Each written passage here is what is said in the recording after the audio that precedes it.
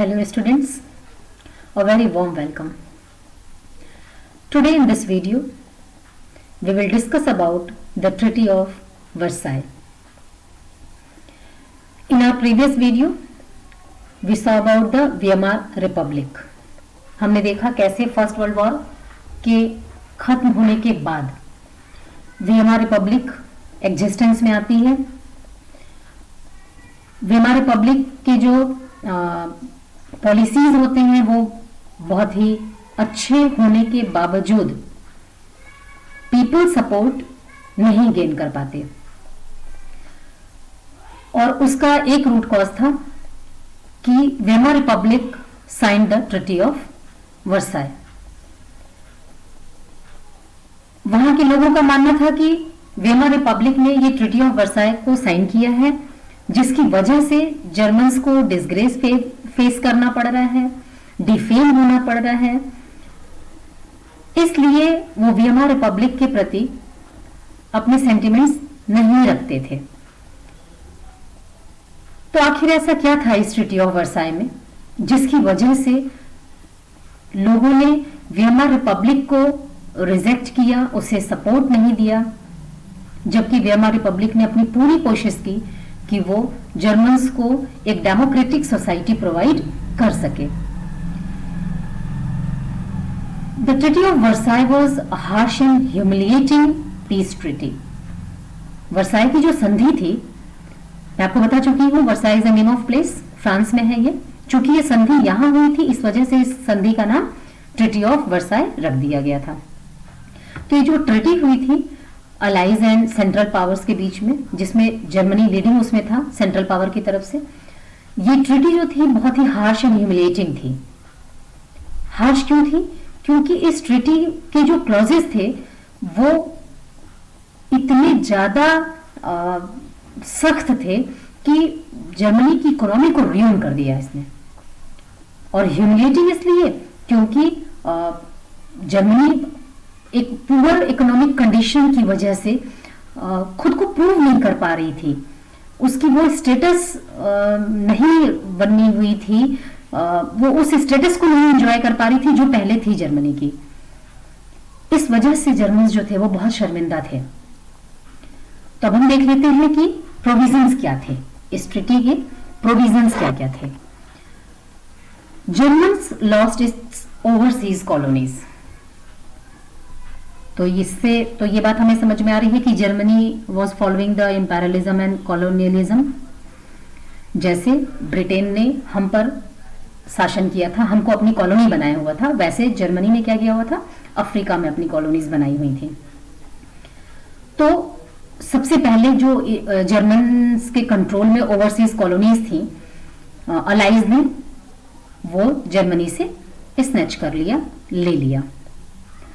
1/10 of the population, और जब overseas colonies गई 13% ऑफ इट्स टेरिटरीज, यहां से भी उनकी टेरिटरीज गई, तो जो पॉपुलेशन थी जर्मनी की, उसका 1/10 पॉपुलेशन का भी नुकसान हुआ जर्मनी को।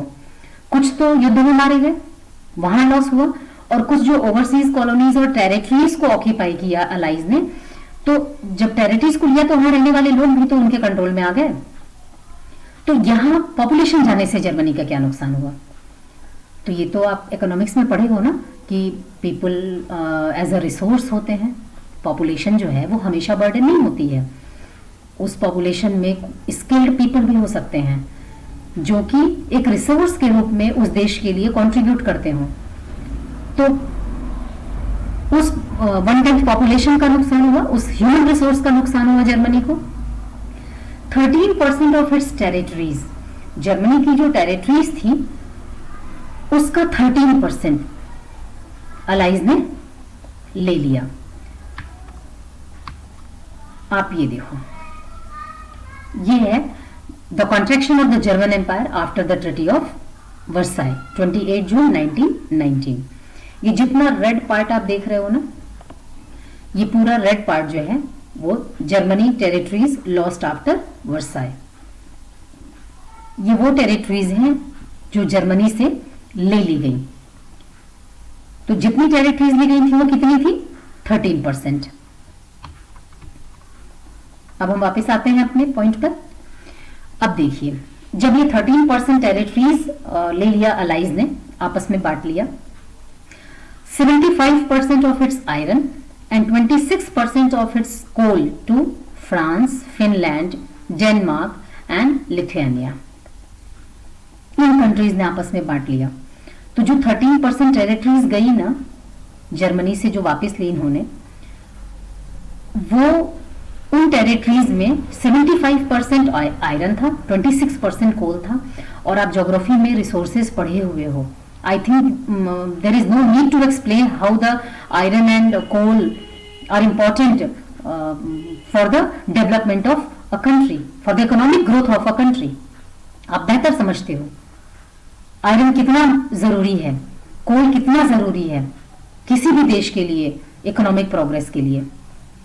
और 75% आयरन और 26% कोल पर अब किसका अधिकार हो गया? फ्रांस का, फिनलैंड का, डेनमार्क का एंड लिथुआनिया का। मतलब टोटल क्रिपल कर दिया जर्मनी को उन्होंने फाइनेंशियली। टेरिटरीज ले ली, पॉपुलेशन रिड्यूस कर दिया, ओवरसीज कॉलोनीज को कंट्रोल में कर लिया। जो नेचुरल रिसोर्सेज थे जिनके बल पर जर्मनी इस वॉर के जो लॉस हुए थे उसको वो ओवरकम कर सकता था, वो सारे रास्ते अलाइज ने जो हैं वो बंद कर दिए। Allied power demilitarised Germany. एक हार्श क्लॉज, ठीक है, जो राइनलैंड का एरिया था जर्मनी का, उसको उन्होंने डीमिलिटराइज्ड कर दिया। और the total strength of the German army was restricted to a force of 1 lakh soldiers. मतलब अब जर्मनी में केवल 1 लाख सोल्जर्स रखे जा सकते हैं जो लॉ एंड ऑर्डर को मेंटेन करने के लिए जरूरी होंगे, उससे ज्यादा नहीं। The navy was limited to 15,000 man and 36 ships. मतलब जो नेवी होगी उसमें सिर्फ 15,000 पर्सन होंगे और शिप्स की जो संख्या होगी वो 36 से ज्यादा नहीं होगी। And air force was totally band. और एयरफोर्स को उन्होंने टोटली पूरा रेस्ट्रिक्ट कर दिया। This caused a sense of great insecurity among the Germans. और इसकी वजह से जब उनको डीमिलिटराइज कर दिया गया, उनके आर्मी की को घटा दिया गया, नेवी को लिमिटेड कर दिया गया, एयरवेज को टोटली बंद कर दिया गया, तो उनके मन में एक असुरक्षा की भावना आई। वो बहुत ज्यादा शंकित रहने लगे, डाउट में आ गया कि इतना ज्यादा हार्श कैसे हो सकते हैं अलाइज उनके साथ, क्यों ऐसा हो रहा है उनके साथ। अंडर वॉर गिल्ट क्लॉज, मैंने आपको बताया था ना पिछले वीडियो में कि इंग्लैंड का ये मानना था कि अगर जर्मनी पहले ही सरेंडर कर देती तो ये फर्स्ट वर्ल्ड वॉर इतना प्रोलॉन्ग नहीं होता। लेकिन जर्मन्स ने बड़ी ब्रेवरी के साथ ये युद्ध लड़ा और मैंने आपको ये भी बताया हुआ है कि ये जीत भी रहे थे। 1917 में अमेरिका के इंटरफेरेंस होने से पहले तक जो जर्मनी है वो जीत भी रही थी, लेकिन अनफॉर्चुनेटली अमेरिका की एंट्री हो गई वॉर में और जर्मनी जो है वो जीती हुई बाजी अपनी हार गई। तो जर्मनी को दोषी बनाया गया, वॉर गिल्ट उसे डिक्लेयर किया गया और उसके साथ जो क्लॉज जोड़ा गया कि क्या करना है अब उसे। जर्मनी वॉज फोर्स टू पे 6 बिलियन पाउंड्स। जर्मनी से यह कहा गया कि चूंकि जर्मनी ने इस वॉर को प्रोलॉन्ग किया, इस वजह से जो अलाइज का नुकसान हुआ है, युद्ध होगा तो डेफिनेटली नुकसान तो होगा, और नुकसान एक तरफ का नहीं दोनों तरफ का होगा। और जर्मनी अगर जीत रही थी तो क्वाइट क्लियर है कि अलाइज की हालत बहुत खराब हो चुकी थी और अगर यूएस एंट्री ना करता वॉर में तो शायद वो हार भी जाते, उनकी स्थिति इतनी ज्यादा बिगड़ चुकी थी। लेकिन चूंकि यूएस ने वॉर में एंट्री की और उन्हें सपोर्ट कर दिया, और जब सपोर्ट कर दिया तो वो जीत गए, और जीत गए तो फिर उन्होंने अपने सारे नुकसान की भरपाई करने के लिए जर्मनी पर वॉर इंडेमनिटी इंपोज कर दी, वॉर कंपनसेशन इंपोज कर दिया। और वो कितना था? 6 बिलियन पाउंड्स। अब आप सोचो कि एक तो इतना प्रोलॉन्ग वॉर लड़ा, जर्मनी जीतते जीतते हार गई, ऊपर के सारे क्लॉजेस पढ़ डालो आप, इतना फाइनेंशियली रीयून करने की पूरी तैयारी कर ली एलाइज ने, और फिर बाद में क्या किया, 6 बिलियन पाउंड्स का एक और पनिशमेंट। आगे चलकर के हम पढ़ेंगे कि इकोनॉमिक क्राइसिस इतनी ज्यादा बढ़ गई जर्मनी में कि जर्मनी ने सरेंडर कर दिया कि वो इतना वॉर इंडेमिनिटी नहीं पे कर सकती। और उस सिचुएशन में फिर फ्रांस ने क्या किया, स्पेशली फ्रांस ने, अलाइड यहां मैंने लिखा जरूर है लेकिन स्पेशली फ्रांस ने, the allied आर्मीज occupied the resource rich रेनलैंड for a long time. और उस रिसोर्स पर इन्होंने अपना कब्जा कर लिया। क्यों? क्योंकि जर्मनी जो है वो वॉर इंडेमिनिटी पे नहीं कर पा रही थी, फाइनेंशियली वो इतनी इस पोजीशन में नहीं थी कि वो वॉर इंडेमिनिटी को पे कर पाए, क्योंकि वॉर के बाद वो अपने ओवरसीज कॉलोनीज से कुछ अर्निंग करने की कोशिश करती, वो उसके हाथ से चला गया। उसकी जो पीपल रिसोर्स थे, जो पॉपुलेशन उसके लिए रिसोर्स का काम कर सकते थे, 1/10 ऑफ पॉपुलेशन का लॉस हो गया, कुछ वॉर में मारे गए। उसकी जो टेरिटरीज थी, 13% टेरिटरीज पर कब्जा हो गया, 75% आयरन और 26% कोल जो है वो अलाइज के हाथ में आ गया। डिमिलिटराइज कर दिया गया उसे, जिससे उनके मन में इनसिक्योरिटी की फीलिंग आ गई। और finally 6 billion pounds war guilt clause.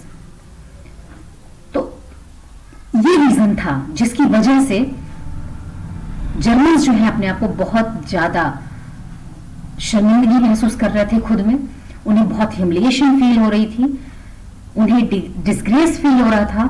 और ये सब कुछ, इन सारी क्लॉजेस पे साइन किसने किया था? वीएमआर रिपब्लिक ने। आपके मन में ये सवाल आ सकता है कि क्यों किया वीएमआर रिपब्लिक ने साइन?